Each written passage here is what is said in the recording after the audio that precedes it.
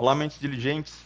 Deixa eu ler aqui o roteiro que eu escrevi para o vídeo de hoje, falando sobre linguagens clássicas, que são linguagens que eu considero que são escolhas boas, mas escolhas conservadoras para estudar quando você está visando, digamos assim, uma primeira oportunidade de emprego na área de desenvolvimento de software. É, Nós temos aqui linguagens que nós consideramos que são linguagens obsoletas, que ou não recebem mais atualizações, ou que nem passa pela cabeça de ninguém começar hoje um projeto utilizando uma dessas linguagens, como é o caso de COBOL, Fortran, Pascal, que inclusive o Pascal é interessante, porque o Pascal quase morreu quando ele era uma linguagem utilizada muito para aprendizagem e muito também para interfaces de texto, né, como predominantemente os aplicativos dos programas eram mensagem de texto, e ele meio que renasceu através do Delphi, que o Delphi na verdade era uma ferramenta, como se fosse uma IDE, né, e que você programava no Delphi em Object Pascal. Então o Pascal renasceu aí nesse período, mas hoje em dia, apesar de muito significativo, todas essas linguagens foram muito significativas na época delas, não se imagina fazer absolutamente nada hoje em dia em uma dessas linguagens, de projetos novos, né? Já outras linguagens estão no extremo oposto, né? Elas são linguagens muito inovadoras, com ideias fantásticas, mas que estão muito longe da prática, né? Algumas linguagens como Unison e Idris, que são linguagens realmente com ideias muito boas, que vale a pena você dar uma olhada e conhecer, mas que dificilmente vale a pena apostar muito nelas se você está procurando algo mais prático, algo que vai lhe posicionar melhor no mercado. Julia e Elm seriam menos inovadoras em algum sentido, mas, por exemplo, Julia tem ele tem uma pegada muito do Python, né, de você fazer com Julia o que você faria com Python, sendo que o Python compila para código nativo e é uma linguagem muito performática, que é reclamação de algumas pessoas em relação ao Python, tá certo? O Python tem algumas pessoas que reclamam de performance em Python, coisa que inclusive até o pessoal que desenvolve ou Python em si, a linguagem em si, tem trabalhado muito também nessa questão da performance. Já o Elm também tem muitas inovações e é uma linguagem que compila para JavaScript.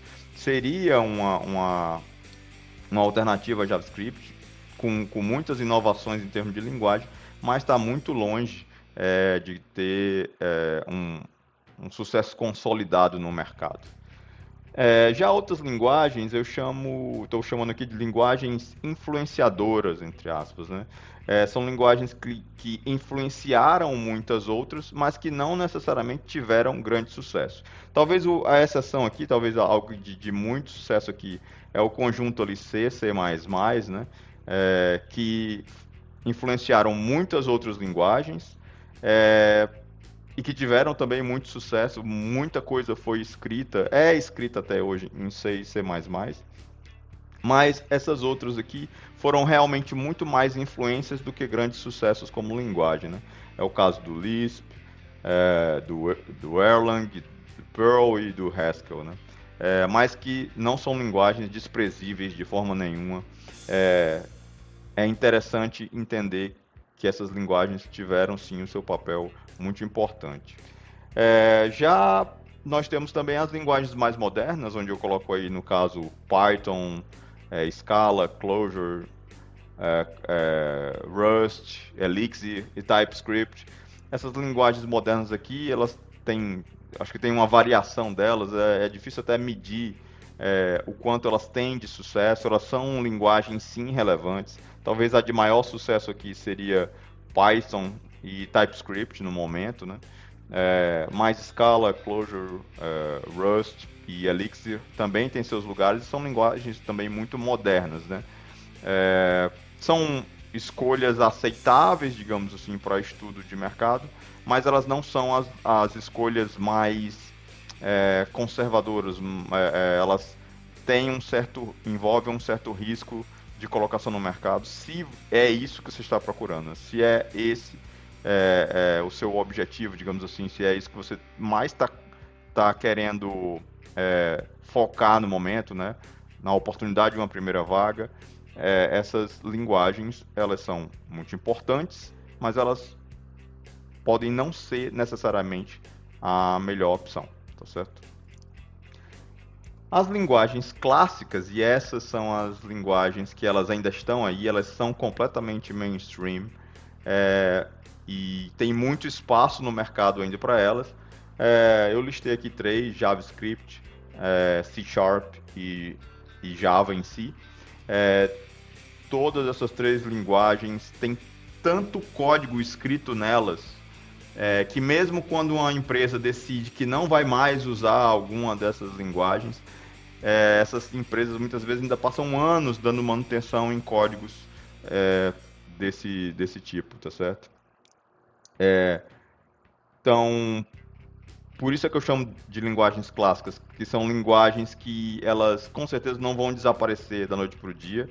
Elas não trazem, elas recebem ainda atualizações, mas não trazem grandes inovações, completas mudanças e principalmente não quebram o que a gente chama de retrocompatibilidade, ou seja, muito provavelmente a cada versão que sai de Java, C Sharp e JavaScript, o código anterior vai continuar funcionando, tá certo? Não vai quebrar, você não vai precisar sair correndo atualizando código passado para conseguir usar as novas versões de nenhuma dessas linguagens, certo? Elas não são linguagem apenas, elas representam todo um ecossistema, todo um ambiente, tanto de ferramentas quanto de bibliotecas e até o que a gente chama de plataforma. Então, Java tem a linguagem Java, mas Java também representa toda a plataforma Java em si, que tem como principal símbolo ali a JVM, a máquina virtual Java. Do mesmo jeito, o C Sharp, que é a principal linguagem dentro da plataforma .NET, que pode inclusive ter outras linguagens, como a gente vai ver daqui a pouco. E JavaScript também é todo um ecossistema que vem desde uma parte para back-end, outra parte para front-end ou até para mobile. E então tem ferramentas específicas, tem toda a parte de gerência de dependências e tudo ligadas a JavaScript. E isso é uma questão interessante. Hoje em dia, a programação, o desenvolvimento de software ele já é algo tão complexo que não basta apenas você escolher uma linguagem. Geralmente, com essa escolha de linguagem, tem todo um aparato de outras coisas que você vai ter que aprender. Você vai ter que aprender sobre, muitas vezes, ferramentas, bibliotecas, frameworks para essas linguagens, sistemas de gerência de build, né, para como é que você vai montar, compilar a sua aplicação como um todo. Então, não é algo que você tão trivial assim. Talvez a linguagem em si você até consiga aprender rápido, mas todos os nuances da plataforma geralmente levam um pouco mais de tempo. Por isso que você tem que ter cuidado nessa hora para que você escolha uma, tenha foco nelas, porque dificilmente você vai conseguir ter um bom andamento de aprendizado simplesmente estudando Java ao mesmo tempo que está estudando C Sharp, por exemplo, né? Talvez isso possa atrapalhar, tá certo?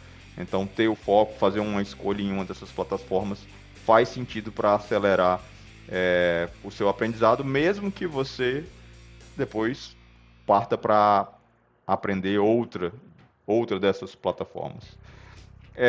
Mas você também pode adotar sempre ter uma linguagem PET, inclusive como o aprendizado da plataforma é um pouco mais pesado, você pode na mesma plataforma ter linguagens que não são tão mainstream, assim, não são tão exigidas pelo mercado, assim, tão demandadas pelo mercado, mas que você vai aprender muita coisa usando essas linguagens na própria plataforma. No caso do Java, tem linguagens como Scala e Clojure, e eu até esqueci de colocar aqui o Kotlin também, que o Kotlin eu nem diria que é uma linguagem PET em si. Eu acho que o Kotlin sim,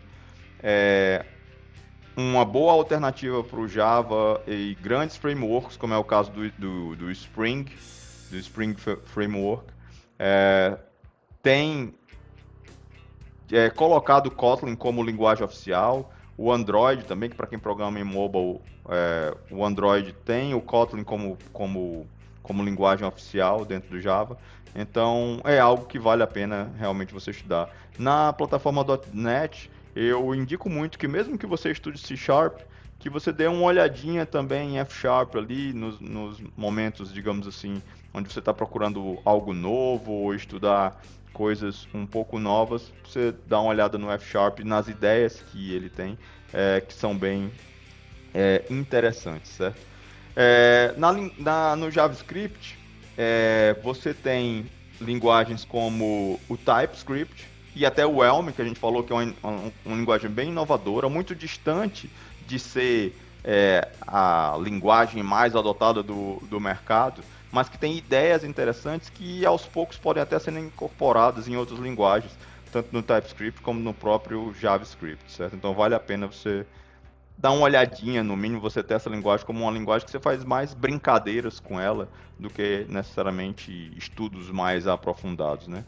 Outras plataformas também trazem linguagens como essas, né? Como o Elixir e Haskell, que não são de nenhuma plataforma específica, né? O Elixir é da mesma plataforma do Erlang, né? Mas tem, digamos, vida própria, digamos, num certo contexto, certo? E tanto Elixir quanto TypeScript são linguagens com adoção muito relevante, né? Já Elm e Haskell estão mais mesmo para essa casa de serem um pouquinho mais acadêmicas, digamos assim, e de terem muito menos espaço no mercado, certo? Então, certamente, quando você escolhe uma linguagem mais clássica, como é o caso de Java e C Sharp, você está apostando em algo mais certo e, em contrapartida, está tendo menos contato com questões de inovação de linguagem, ou às vezes até mesmo de inovações em relação à plataforma. Mas não tem nada de errado nisso. Talvez seja o que você precisa fazer para o momento, focar para conseguir sim essa sua primeira oportunidade no mercado e depois até ter mais espaço para conseguir estudar outras coisas ou uma linguagem que você considere que seja, digamos, melhor ou mais inovadora, tá certo? Então, tudo é uma questão de como você está planejando essa entrada no mercado, tá certo? Se você gostou do assunto, deixa seu like, escreve aí um comentário falando de alguma linguagem que eu deixei passar aqui. Não venha comentar sobre PHP, por favor. E se inscreve no canal para para receber mais vídeos como esse sobre esse assunto. E caso qualquer uma dessas linguagens, qualquer uma desses assuntos ainda não esteja claro para você, calma que eu tenho um plano.